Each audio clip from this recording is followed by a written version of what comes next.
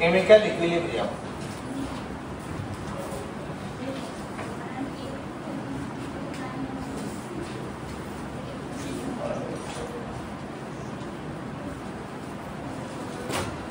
শোনো, chemical equilibrium মানে হচ্ছে রাসায়নিক সাম্যাবস্থা।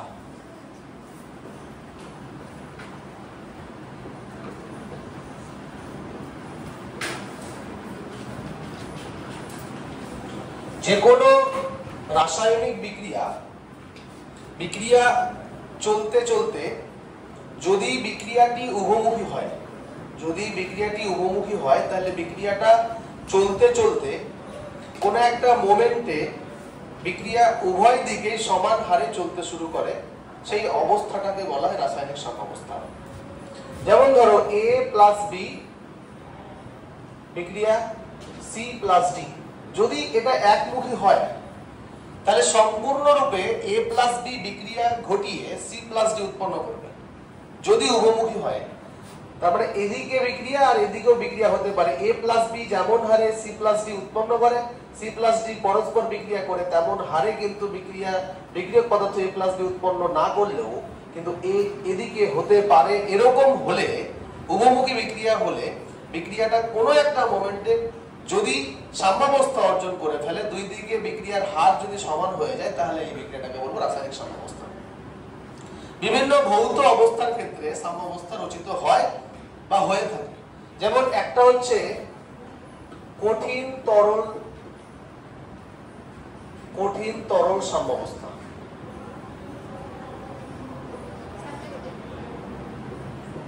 নাম্বার 2 তরল বাষ্প সাম্যাবস্থা।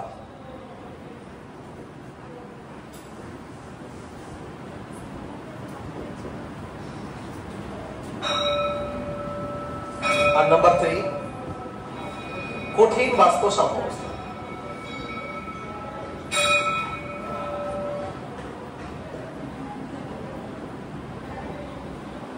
দেখো, যে কোনো একটা পাত্রে যদি নির্দিষ্ট বিক্রিয়াকালীন শর্তে কঠিন এবং তরলকে কিছুটা রাখা হয়, তাহলে তাদের মধ্যে যে সাম্যাবস্থাটা রচিত হয় সেই সাম্যাবস্থাটাকে বলবো কঠিন তরল সাম্যাবস্থা। যেমন একটা পাত্রের মধ্যে আমি যদি 1 atm এবং 0 ডিগ্রি সেলসিয়াস তাপমাত্রায়, 1 atm চাপে আর 0 ডিগ্রি সেলসিয়াস তাপমাত্রায় কিছু পরিমাণ বরফ রাখি আর কিছু পরিমাণ যদি জল রাখি, তাহলে তাদের মধ্যে মানে সেটার মধ্যে এমন একটা হয়তো রচিত হবে সাম্যাবস্থা, যেখানে বরফ এবং জল যতটা নিয়েছিলাম ততটাই থাকবে এবং উষ্ণতাও ওই অতটাই থাকবে। সাম্যাবস্থা রচিত হলে কোনো কিছু পরিবর্তন হয় না, আপেক্ষিকভাবে মনে হয় যে স্থির আছে। একই রকম ভাবে তরল বাষ্প সাম্যাবস্থার ক্ষেত্রেও তাই, যে কোনো নির্দিষ্ট পাত্রের মধ্যে যদি তরল এবং বাষ্পকে রেখে দিই এবং কোনো শর্তে যদি তারা সাম্যাবস্থায় থাকে, তাহলে সেটাকে বলবো তরল বাষ্প সাম্যাবস্থা। ঠিক আছে? আর কঠিন বাষ্প সাম্যাবস্থা কি? কঠিন এবং বাষ্প মানে আয়োডিন এবং তার ভেপার যদি সাম্যাবস্থায় থাকে, ন্যাপথলিন এবং তার কি বলে ভেপার, কর্পূর কিংবা তার ভেপার যদি সাম্যাবস্থায় থাকে, তাহলে সেই সাম্যাবস্থাটাকে বলবো কি? কঠিন বাষ্প সাম্যাবস্থা।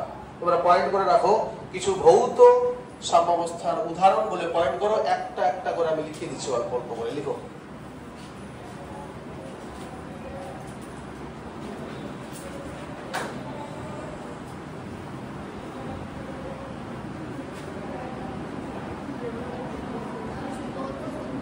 কিছু ভৌত সাম্যাবস্থার উদাহরণ।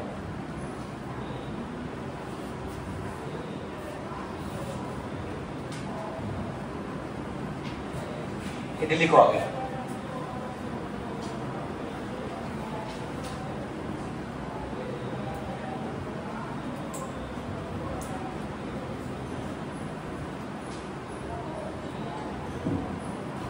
একটা একটা করে পয়েন্ট করো, এটাকে ফার্স্ট পয়েন্ট করে লিখে দাও।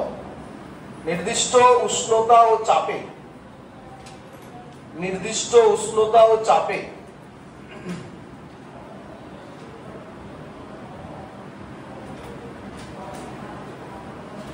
আবদ্ধ পাত্রে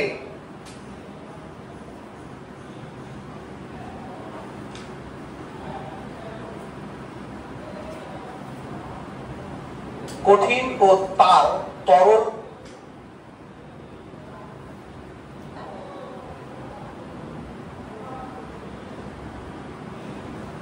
তার তরল অবস্থা একসঙ্গে রাখলে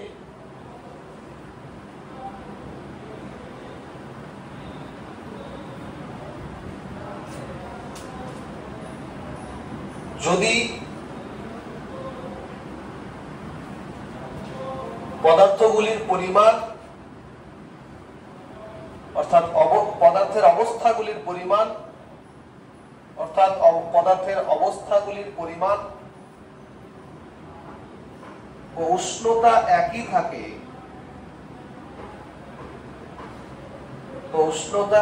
থাকে,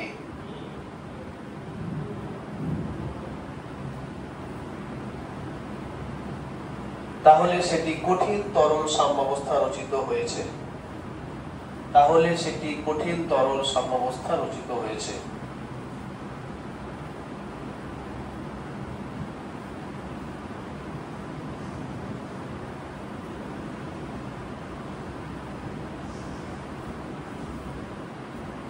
এখানে উদাহরণটা লিখো,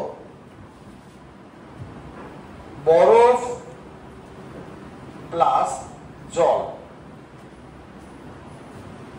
এরা মিলে একসঙ্গে রেখেছি, বরফ ও জলের মিশ্রণ।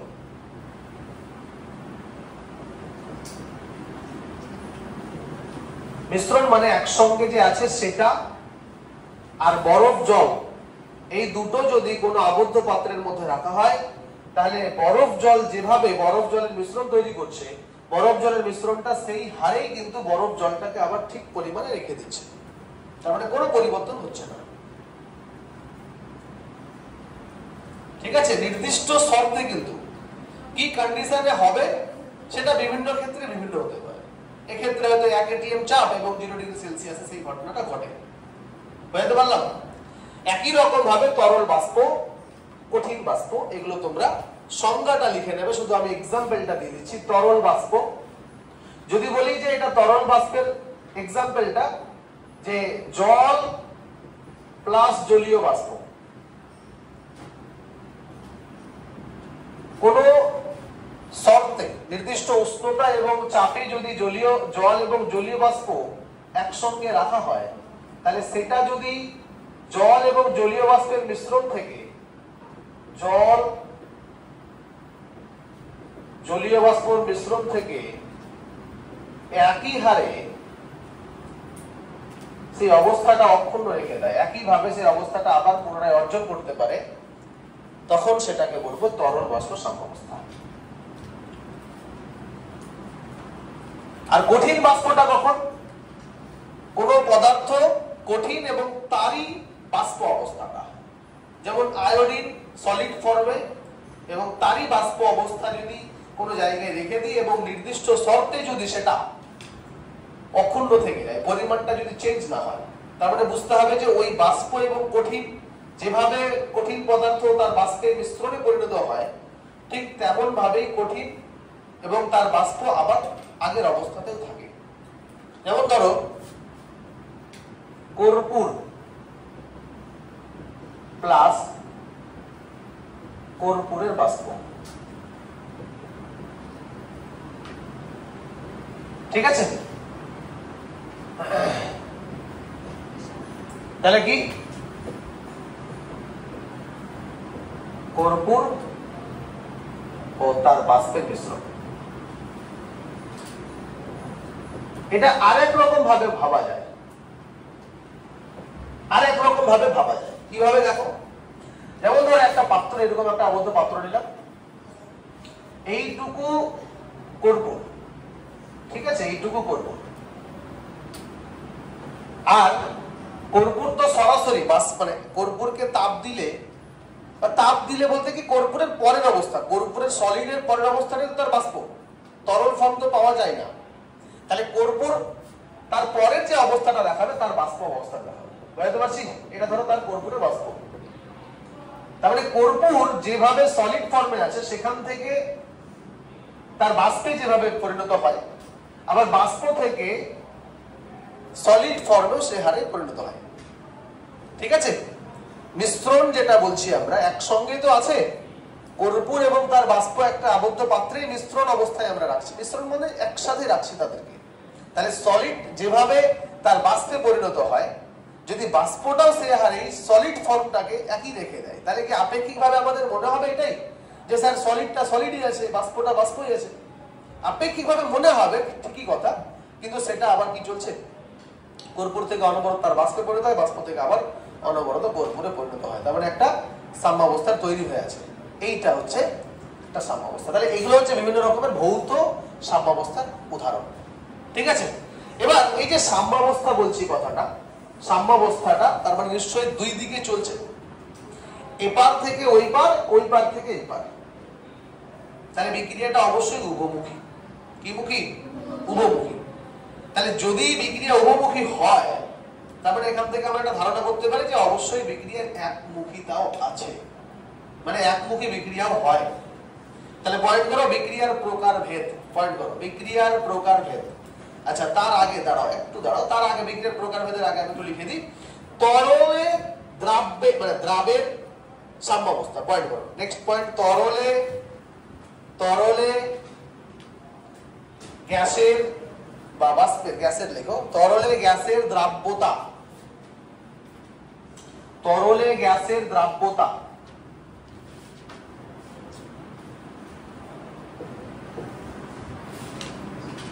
তরলে গ্যাসের দ্রাব্যতা, এটা তোমাদের ক্লাস 12 এর সলিউশন চ্যাপ্টারে আছে, এখানেও একটু দিয়ে রেখেছে। তো কি জিনিসটা দেখো, একটা নির্দিষ্ট যদি পাত্র নেওয়া হয়, এই নির্দিষ্ট পাত্রে নির্দিষ্ট কিছু পরিমাণ আমি তরল নিলাম এবং তাতে কিছু পরিমাণ গ্যাসকে দ্রবীভূত করব, কিছু পরিমাণ গ্যাসকে দ্রবীভূত করব। এখানে ধরো গ্যাস আছে, কিছু পরিমাণ গ্যাসকে আমি দ্রবীভূত করব, কিছু পরিমাণ গ্যাস দ্রবীভূত করছি। দেখো, তাহলে এই যে গ্যাসকে দ্রবীভূত করব, দ্রবীভূত হওয়ার মাত্রাটা ডিপেন্ড কিসের উপরে করবে? ওই গ্যাসটার উপর যত প্রযুক্ত আমি চাপ দেব, চাপ যত প্রয়োগ করব, তার মানে এইখানে যদি একটা পিস্টন লাগিয়ে দিই আর এখান থেকে যত আমি চাপ প্রয়োগ করব, এই গ্যাসটা কিন্তু এখানে তত বেশি মাত্রায় দ্রবীভূত হবে। দ্রবীভূত হওয়ার ঘটনাটা কিরকম ভাবে হয়? গ্যাসের অণুগুলো এই তরলের পৃষ্ঠতলের অণুগুলোর সঙ্গে সংঘর্ষ ঘটে, সংঘর্ষ ঘটে বলে ওই গ্যাসের অণুগুলো তরলের মধ্যে প্রবেশ করে গিয়ে তার মধ্যেই দ্রবীভূত হয়ে যায়। এই যে গল্পটা, যে তরলের মধ্যে গ্যাসের দ্রাব্যতা কতটা হবে সেটা ডিপেন্ড করবে তার উপরে প্রযুক্ত চাপ যত দেওয়া যাবে। এটা প্রথম যে বিজ্ঞানী বলেছিলেন তার নাম হচ্ছে হেনরি। কি নাম বললাম? হেনরি। তাই তার নামানুসারে এই লটাকে বলা হয় হেনরির ল। চলো সবাই পয়েন্ট করো, হেনরির ল। এইটা ছবিটা আঁকো, একে নিচে লিখো হেনরি ল বা হেনরির সূত্র। হেনরির সূত্র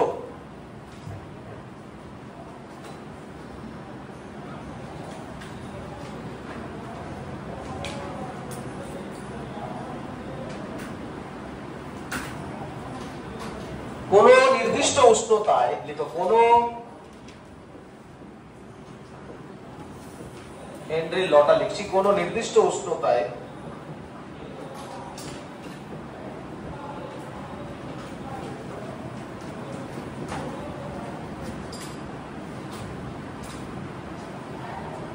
নির্দিষ্ট পরিমাণ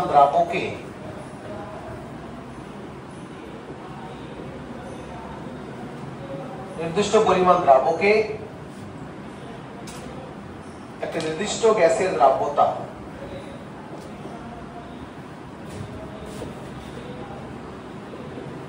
একটি নির্দিষ্ট গ্যাসের দ্রাব্যতা গ্যাসটির উপর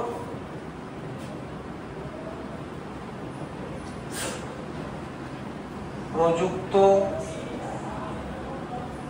চাপের সঙ্গে সমানুপাতিক।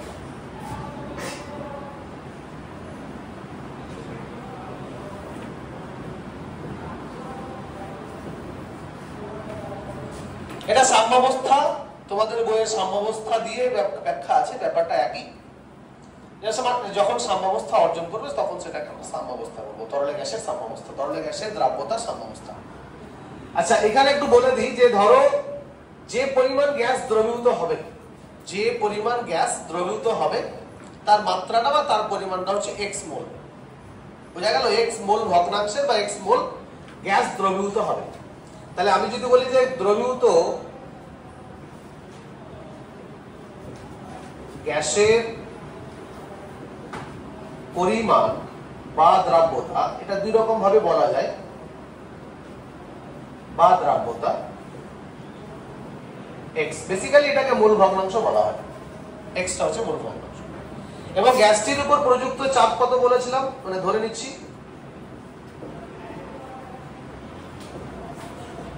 অবশ্যই এটা ধরছি, প্রযুক্ত চাপ ধরো p, তাহলে কি হলো, p যত বাড়বে x তত বাড়বে।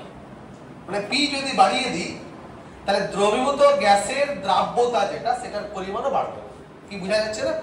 আমি বললাম কি যে এখানে x মোল কিছু একটা দ্রবীভূত করছি, তাহলে এর উপরে যে চাপ আমি প্রয়োগ করছি, যদি 10 এটিএম চাপ প্রয়োগ করতাম যতটা দ্রবীভূত হতো, এখন যদি 20 এটিএম চাপ প্রয়োগ করি তাহলে সেই মাত্রাটা বেশি হবে বা তাড়াতাড়ি হবে। তার মানে x এর দ্রবীভূত হওয়ার যে মাত্রা, হার, যাই কিছু বলি, সেটা ডিপেন্ড করছে কার উপরে, p এর উপরে। অতএব বলা যায়, অতএব হেনরির সূত্রানুযায়ী বলা যায় কি, হেনরির সূত্রানুযায়ী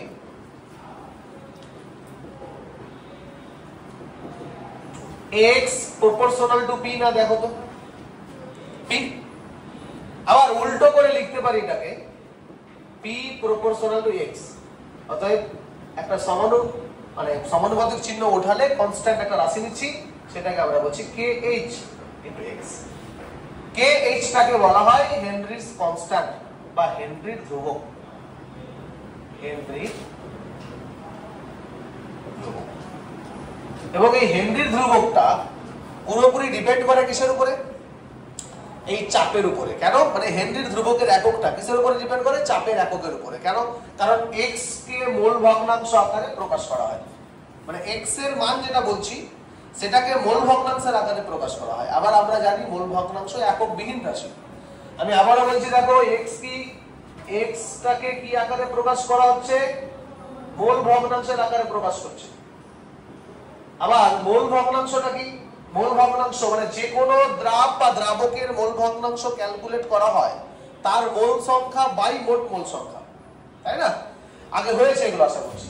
যদি বলি যে কোন একটা দ্রাবকের, মানে এটা দ্রাবের বলছি আর এটা দ্রাবকের বলছি, তাহলে যদি Chi2 হয় তাহলে N2 by N1 plus N2, যেখানে N1 আর N2 গুলো কি তাদের মোল নাম্বার। আর Chi1 যদি বলি তাহলে Chi1 সমান কি হবে, N1 by N1 plus N2। First চ্যাপ্টারে হয়েছিল আশা করছি, হয়েছিল না এগুলো? যে কোনো দ্রাব, এটা দ্রাবের, হ্যাঁ দ্রাবের মোল ভগ্নাংশ, দ্রাবের মোল ভগ্নাংশ যদি আমরা বলি তাহলে Chi2 সমান N2 by N1 plus N2, আর যদি Chi1 বলি তাহলে N1 by N1 plus N2। তার মানে কি মোল সংখ্যা বাই মোট মোল সংখ্যা, মোল সংখ্যা বাই মোট মোল সংখ্যা। তাহলে মোল ভগ্নাংশের এককটা কি হওয়া উচিত, এককহীন, এককহীন হওয়া উচিত। তাই এখানে এককহীন এটা রাশি যদি হয় তাহলে kh এর এককটা অবশ্যই p এর এককের সাথে সমান হবে। অর্থাৎ আমি যদি বলি যে kh এর একক সমান p এর একক বাই x এর একক, না x এর একক, তাহলে p এর একক atm হতে পারে বা পাস্কাল হতে পারে, না কিলো পাস্কাল হতে পারে, যে যেটা এককে আমরা বলি। আর x এর একক হচ্ছে কি এককহীন, তাই kh এর এককটা হচ্ছে এই p এর এককের সঙ্গে সমান। বোঝা গেল? তাহলে হেনরির সূত্রটা মোটামুটি ভাবে আমি দেখিয়ে দিলাম। এবং এই হেনরির সূত্র যেটা আমি বলছি যে গ্যাসের সাথে তরলের দ্রাব্যতা যদি সেটা সাম্যাবস্থায় থাকে, ভালো করে খেয়াল করো, যদি সাম্যাবস্থায় থাকে মানে গ্যাসটা তরলে যেভাবে দ্রবীভূত হচ্ছে, গ্যাসটা তরলে যেভাবে দ্রবীভূত হচ্ছে আবার যদি তরল থেকে ওই গ্যাসটা সেই হারেই চলে যায় তাহলেই এটা রচিত কি হয়ে গেল? সাম্যাবস্থা। এই কথাটাই হেনরি বলতে চাচ্ছে। ঠিক আছে, যে চাপ যত প্রযুক্ত করব তত দ্রাব্যতা বাড়বে, আবার যদি চাপ কমিয়ে দিই তাহলে দ্রাব্যতাটা কমে যাবে। ঠিক আছে, এবার এই অবস্থায় যদি দুই দিকে সমান হারে চলতে থাকে, যে হারে দ্রাব্যতাটা হচ্ছে সেই হারেই আবার দ্রাব্যতাটা কমে যাচ্ছে, তখন যদি সাম্যাবস্থা রচিত হয়, ওই সাম্যাবস্থাটাকে বলবো তরলে গ্যাসের দ্রাব্যতা সাম্যাবস্থা। ঠিক আছে, টুকে নাও।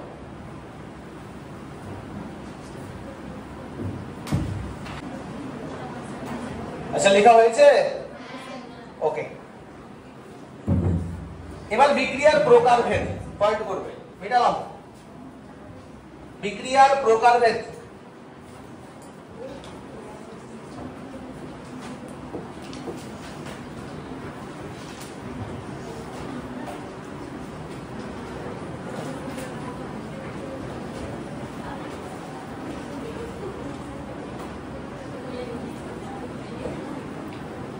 শোনো, বিক্রিয়া মূলত দুই প্রকার। বিক্রিয়া মূলত দুই প্রকার, মানে বিক্রিয়ার মুখিতার উপরে নির্ভর করে বিক্রিয়াকে দুটো ভাগে ভাগ করা হয়। একটা হচ্ছে একমুখী আর একটা হচ্ছে উভমুখী। একমুখী বিক্রিয়া কারা আর উভমুখী বিক্রিয়া কারা ব্যাখ্যা করে দিচ্ছি।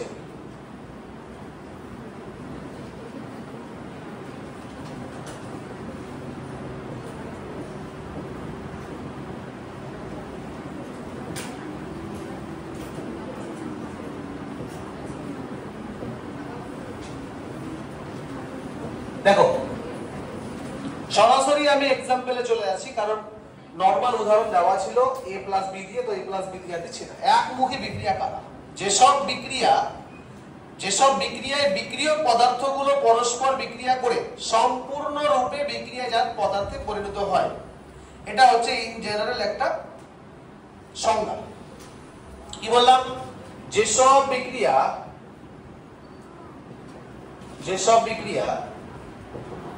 বিক্রিয়ায় বিক্রিয়ক ও বিক্রিয়াজাত পদার্থ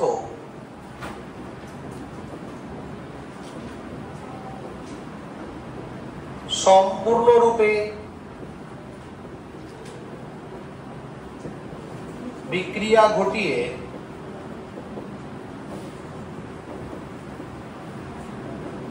বিক্রিয়াজাত পদার্থে পরিণত হয়,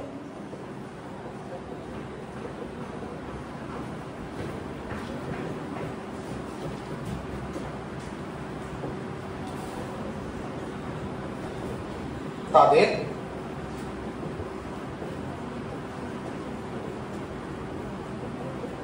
একমুখী বিক্রিয়া বলে।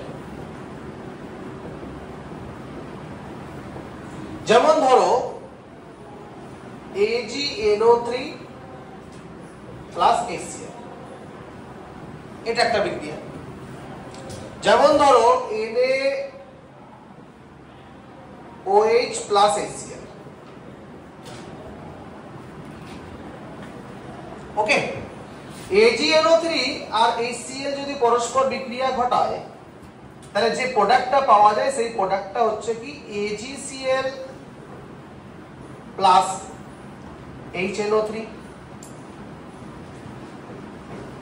ঠিক আছে, আর যদি NaOH আর HCl বিক্রিয়া ঘটায় তখন উৎপন্ন করে কি NaCl প্লাস H2O। আরো এক্সাম্পল আমি দিচ্ছি একটা, যেমন ধরো BaCl2 প্লাস H2SO4, এটাও একমুখী। BaSO4 প্লাস HCl, এটা দুটো হয়। আচ্ছা, এবার এগুলো বলে দিই। দেখো, AgCl এটার অধক্ষেপ পড়ে যায়, AgCl এর অধক্ষেপ পড়ে এবং সেটার কালারটা সাদা। BaSO4 অধক্ষেপ পড়ে, সেটার কালারটা সাদা। আর NaCl এর কালার কি? NaCl এর কালার কি?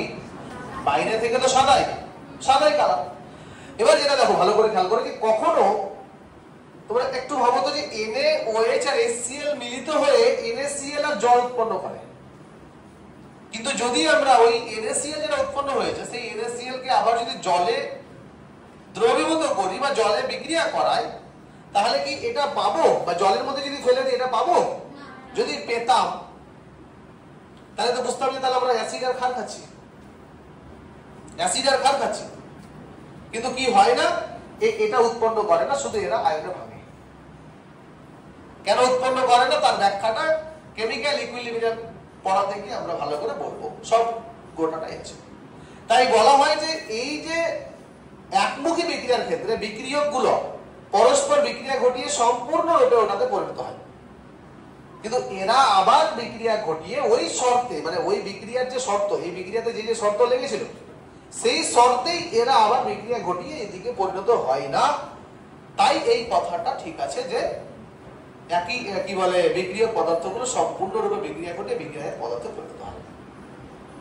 একই রকম ভাবে এটা বিক্রিয়া ঘটিয়ে BSO4 আর HCl উৎপন্ন করে, কিন্তু ওই বিক্রিয়াকালীন শর্তেই এটা আর এটা যুক্ত হয়ে এইগুলো কখনো উৎপন্ন করবে না, তাই এরা একমুখী।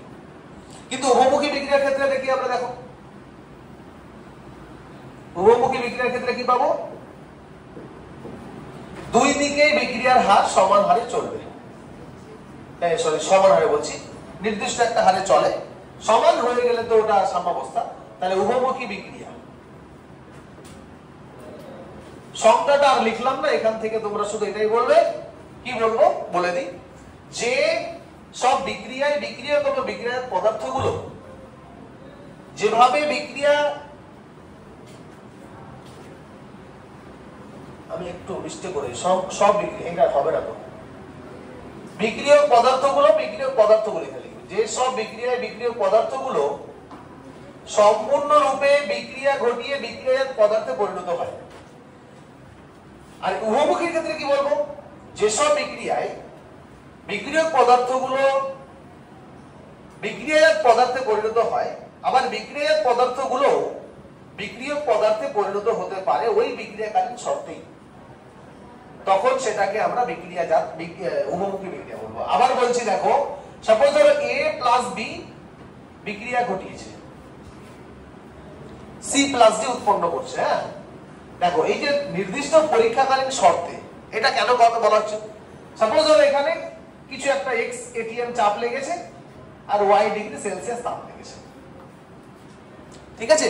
তাহলে যে A প্লাস B থেকে C প্লাস D উৎপন্ন হতে যে কন্ডিশনটা লেগেছে, সেই কন্ডিশনে, কন্ডিশন আর চেঞ্জ করতে হবে না, ওই কন্ডিশনেই যদি C আর D আবার A প্লাস B তে পরিণত হতে পারে, তখন সেটাকে বলবো উভমুখী বিক্রিয়া, ঠিক আছে? কিন্তু একমুখী বিক্রিয়ার ক্ষেত্রে তো ওইটা ঘটে না, যে শর্তে এটা থেকে ওইটা গেছে, ওই শর্তে এটা থেকে এটা আসে না। কিন্তু এটা থেকে এটা যদি অন্য কোনো শর্ত দিয়ে দিই তাহলে হয়তো আসতে পারে, সেটা আলাদা কথা, বুঝতে পারছি? তাই উভমুখী বিক্রিয়ার ক্ষেত্রে দুই দিকের বিক্রিয়াটাই নির্দিষ্ট একটা হারে চলে। এই উভমুখী বিক্রিয়াটা মোটামুটি তিন রকমের হয়। একটা হচ্ছে A প্লাস B, এদিকে অ্যারো বেশি এদিকে অ্যারো কম।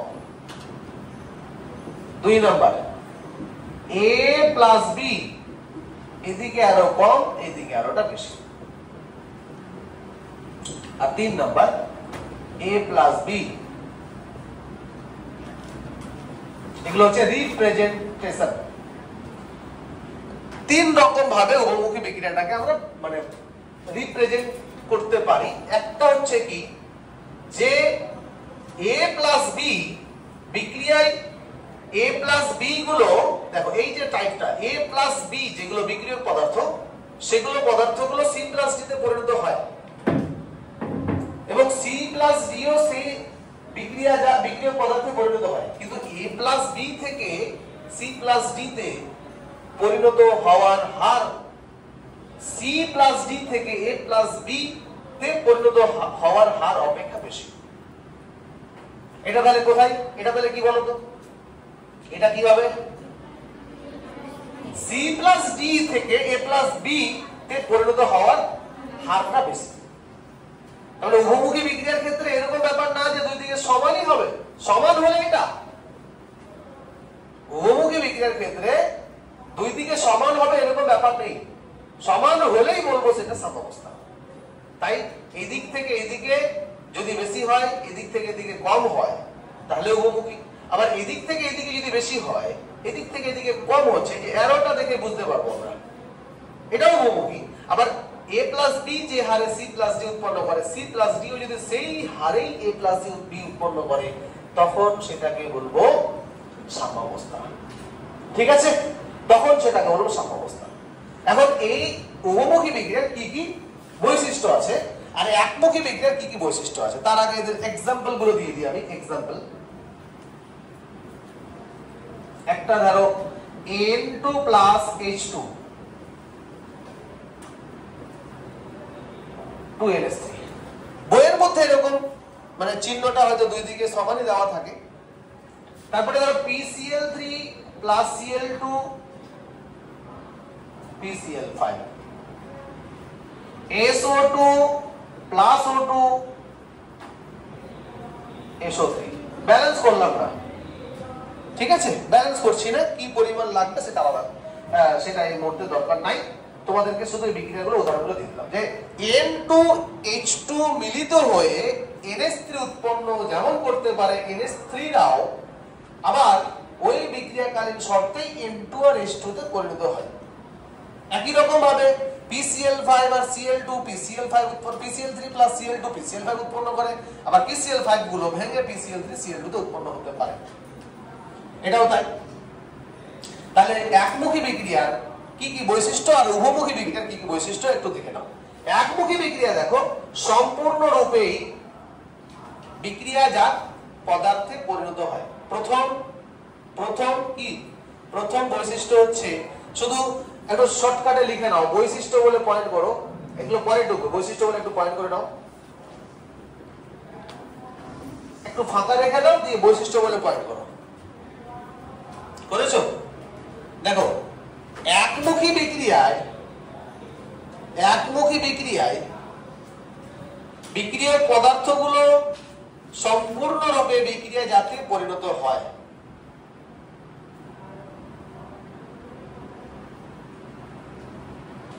সম্পূর্ণরূপে বিক্রিয়া জাতে পরিণত হয়।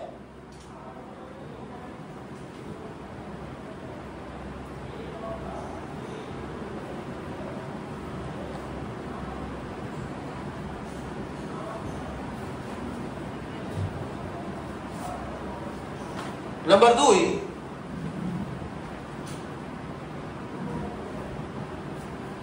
এরূপ বিক্রিয়ায়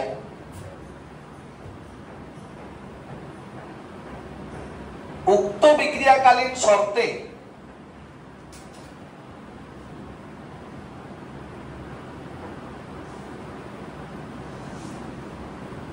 বিক্রিয়াজাত পদার্থগুলি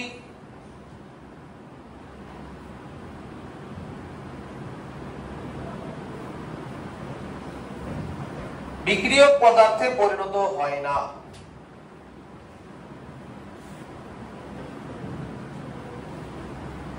বিক্রিয়ক পদার্থে পরিণত হয় না। নাম্বার 3, এরূপ বিক্রিয়ার ক্ষেত্রে মুক্ত শক্তির পরিমাণ বা মুক্ত শক্তির মান সর্বদা ঋণাত্মক।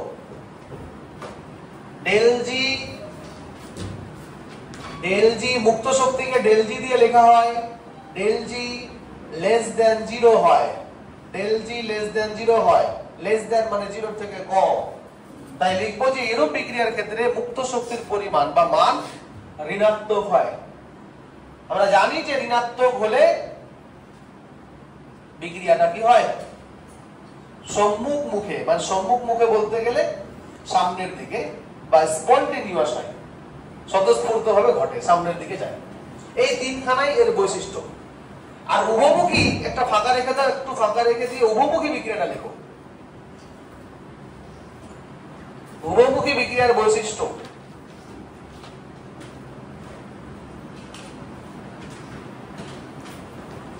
নাম্বার 1,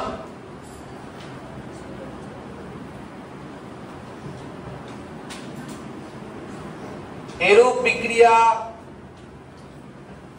কখনোই সম্পূর্ণ নিঃশেষিত হয় না।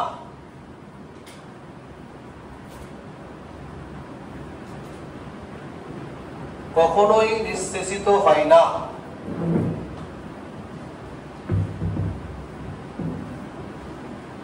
নাম্বার 2, এরূপ বিক্রিয়ার ক্ষেত্রে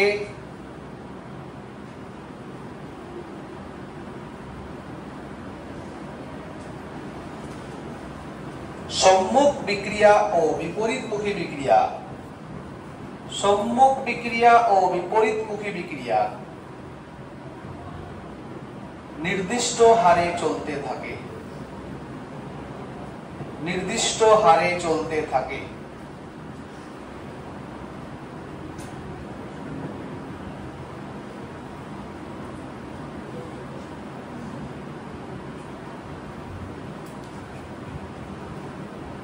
নাম্বার 3, যখন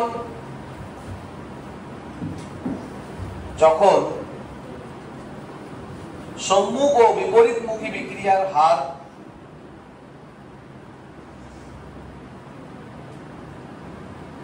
সমান হয়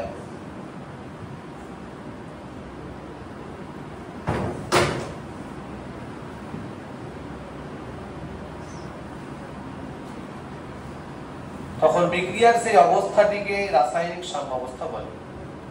তখন বিক্রিয়ার সেই অবস্থাটিকে রাসায়নিক সাম্যাবস্থা বলে।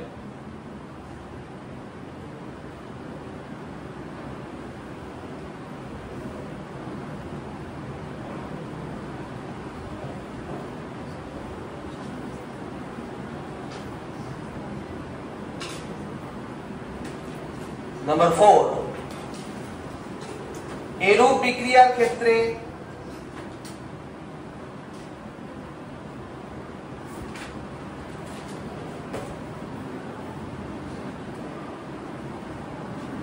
ফার্স্ট ব্র্যাকেটে লিখো সাম্যাবস্থা অর্জিত হওয়া। সাম্যাবস্থা অর্জিত হওয়ার মুহূর্তে লিখো সাম্যাবস্থা অর্জিত হওয়ার মুহূর্তে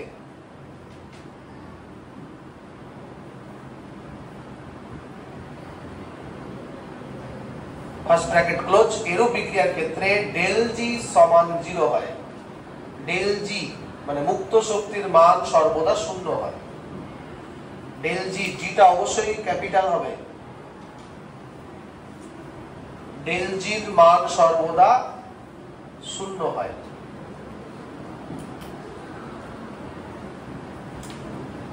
নাম্বার 5,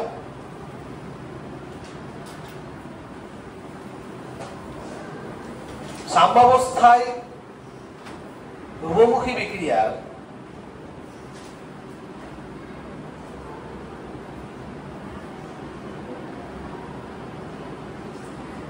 একই পরীক্ষাকালীন শর্তে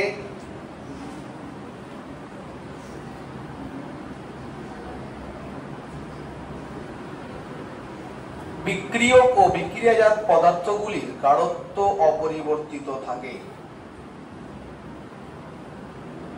বিক্রিয়ক ও বিক্রিয়াজাত পদার্থগুলির গাঢ়ত্ব অপরিবর্তিত থাকে।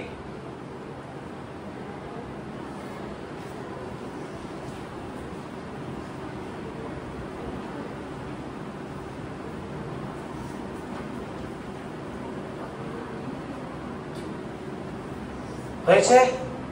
আচ্ছা, আর উদাহরণ বৈশিষ্ট্য লিখাচ্ছি না, বৈশিষ্ট্য আরো দু একটা হবে, তবে সব লেখানোর দরকার নেই। তোমাদের এগুলো মোটামুটি খুব ইম্পর্টেন্ট, সেগুলো লিখে দিলাম।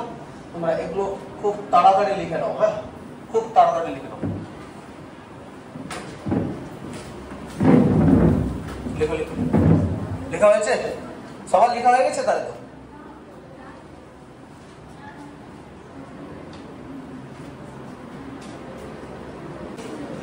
অনেকেরই লেখা হয়ে গেছে। যাদের লেখা হয়নি আশেপাশ থেকে লিখে নেবে তাহলে। হ্যাঁ, ছেড়ে দাও। আচ্ছা শোনো, আমরা এবার নতুন একটা জিনিস দেখবো। দেখো, এর আগের দিন আমি বলছিলাম যে যদি কোনো দুটো মানুষ পাশাপাশি, দুটো মানুষ যদি এরকম ভাবে দুই দিকে দাঁড়িয়ে যদি দড়ি টানাটানি লাগায়, তাহলে যার শক্তি বেশি দড়িটা তার দিকে যাবে, তাই না? আর যদি দুজনের শক্তি সমান হয়ে যায় তাহলে দড়িটা কোনো দিকে যাবে না। এই কথাটা কি ঠিক না ভুল? এই কথাটা ভুল। আপেক্ষিকভাবে মনে হবে দড়িটা স্থির, কিন্তু দড়িটা দুদিকেই যাচ্ছে, সমান হারে যাচ্ছে। একটু ভাবো তো যে 5 ক্যালোরি এর শক্তি বা এনার্জি ও নিয়ে কিন্তু টানছে, এও একই পরিমাণে এনার্জি দিয়ে টানছে। এবার কি করলে তুমি চেক করতে চাচ্ছ স্থির আছে না দুদিকে সমান চলছে, এটা চেক করতে চাচ্ছ। তাহলে দ্বিতীয় এক্সপেরিমেন্ট সমান কিন্তু এনার্জি দিয়েছে। দ্বিতীয় এক্সপেরিমেন্ট কি, ওর এনার্জিটাকে 5.00001 মানে এইটুকু বাড়িয়ে দিলে, 0.00001 বাড়িয়ে দিলে এনার্জি, মানে ওইটুকু বাড়ালেও দেখবে দড়িটা তার দিকে চলে আসছে। এই ভিডিও চলছে, একটু করে দিন।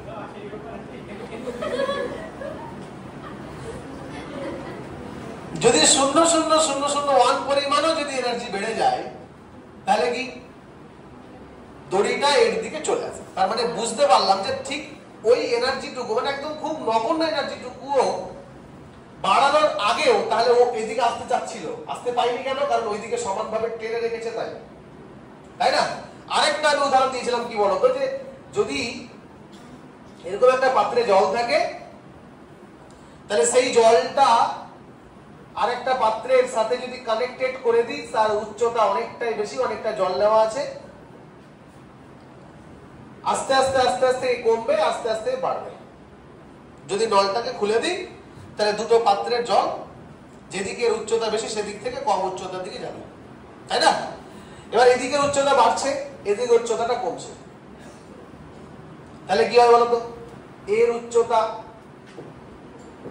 ফাইনালি এর উচ্চতাটা আর এর উচ্চতাটা কি সমান হয়ে গেল। এই যে অবস্থাটা আসলো, এই অবস্থাটাকে আমরা যদি বলি যে আর কি জল কোনো দিকে যাওয়া আসা করছে, আমরা আপেক্ষিকভাবে মনে হবে যে কোনো দিকে জল যাওয়া আসা করছে না। এই কথাটা ভুল। কখন বুঝতে পারবো ভুল? যে কোনো একদিকে যদি কোনো লাল কিছু কালার কিংবা নীল সবুজ যে কোনো কালার যদি এক ড্রপ ফেলে দিই, দেখবো কিছুক্ষণ পরে দুই দিকে বা অপর পাত্রেও কিন্তু সেই কালারটা হালকা হলেও ধারণ করতে শুরু করেছে। তার মানে বুঝে গেলাম যে যাওয়া আসা করছিল। ঠিক আছে? এই যে অবস্থাটা, এটা অবশ্যই সাম্যাবস্থা, তবে সাম্যাবস্থায় কোনো বিক্রিয়া স্টপ থাকে না, সেই জিনিসটাই তোমাদেরকে দেখাতে চাচ্ছি বা সেই জিনিসটাই বোঝাতে চাচ্ছি। এবং এই যে অবস্থাটা রচিত হলো, এই অবস্থাটাকে বলা হয় ডাইনামিক ইকুইলিব্রিয়াম। কি বলা হবে? ডাইনামিক ইকুইলিব্রিয়াম, গতিশীল সাম্যাবস্থা।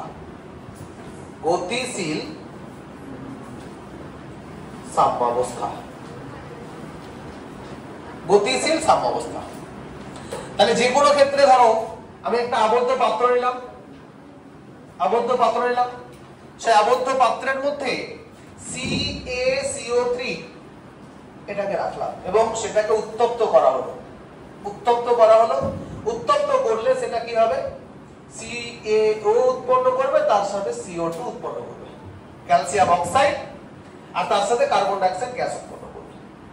যদি পাত্রটি আবদ্ধ থাকে, কার্বন ডাই অক্সাইড গ্যাস যদি না বেরোতে পারে, তাহলে যে হারে CaCO3 উৎপন্ন হচ্ছে CaO2 তে CaO এবং CO2 সেই হারে CaCO3 উৎপন্ন করেছে।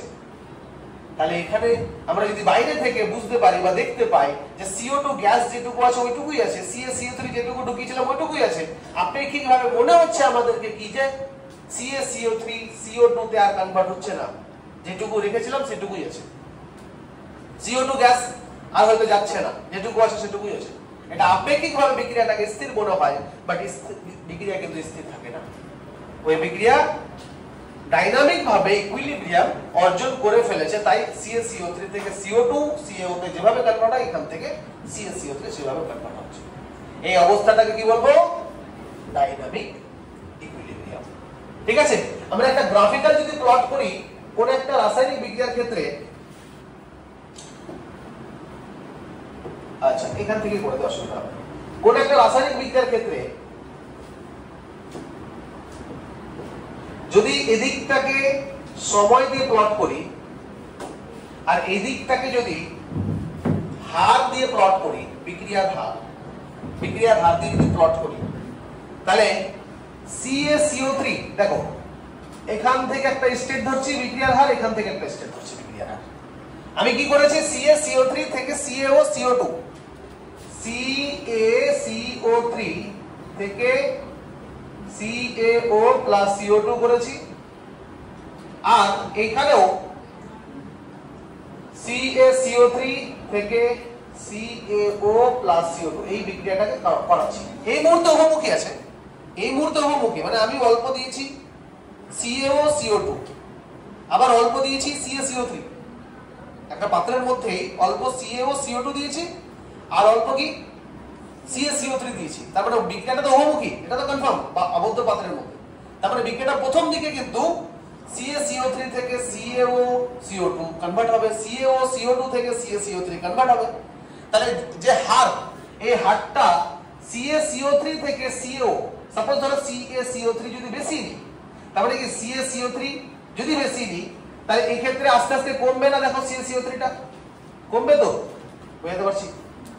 আর এই ক্ষেত্রে CaO আর CO2 এটার পরিমাণটা বাড়বে, এই যে আস্তে আস্তে বাড়ছে, আস্তে আস্তে বাড়ছে, এটার পরিমাণটা আস্তে আস্তে কমছে, এটার পরিমাণটা আস্তে আস্তে বাড়ছে।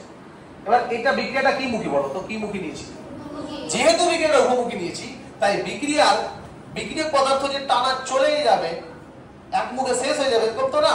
তার মানে এমন একটা অবস্থা অর্জন করে ফেললো যে অবস্থাতে দুই দিকের পরিমাণ কি সমান। আবার দেখো CaCO3 ধরো বেশি নিয়েছি, তাহলে CaCO3 আস্তে আস্তে হার, মানে CaCO3 পরিমাণটা কমছে, এই হারটা আস্তে আস্তে কমছে। এদিকেও CaCO3 যেহেতু বেশি নিয়েছি, তাহলে CaO আর CO2 এর পরিমাণটা আস্তে আস্তে বাড়ছে, বাড়ছে, বাড়ছে।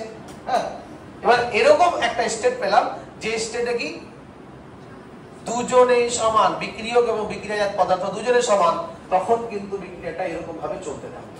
তখন এটা CaCO3 আর CaO প্লাস CO2 এটার পরিমাণটা তখন এই হার কিন্তু সমান চলবে, যতই সময় দিই না কেন এই হারটা সমান চলতে থাকবে। বুঝতে পারলাম? তাহলে এই অবস্থাটা হচ্ছে গতিশীল সাম্যাবস্থা, আর এগুলো হচ্ছে বহুমুখী অবস্থা, এগুলো অবশ্যই বহুমুখী অবস্থা। ওকে, তাহলে আমরা মোটামুটি ভাবে ডাইনামিক ইকুইলিব্রিয়ামটা করলাম। এই ডাইনামিক ইকুইলিব্রিয়াম থেকে কিভাবে আমরা রিপ্রেজেন্ট করতে পারি সেটা গ্রাফিক্যাল প্লটের মাধ্যমে দেখালাম। ওকে, ঠিক আছে, অসুবিধা হলো কি? ঠিক আছে, তাহলে আজকে এইটুকুই থাকবে। পরের দিন এরপরে ভর ক্রিয়া সূত্র হবে, তারপরে আস্তে আস্তে ইকুইলিব্রিয়ামের আরো ভিতরে ঢুকে যাবো আমরা। ওকে, চলো আজকে এই পর্যন্তই, পরের দিন আবার দেখা হবে। ভালো থাকো।